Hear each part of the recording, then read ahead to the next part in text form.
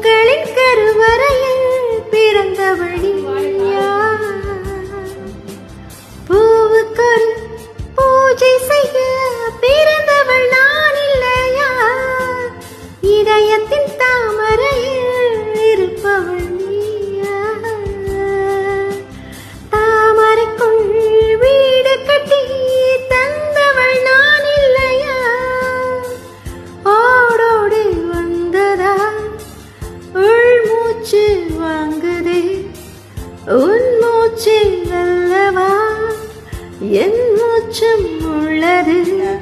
ஒன்றானது ஒரு காதல் பூமியில் வந்தார், ஒரு காதல் காவியம் கையோடு தந்தார்.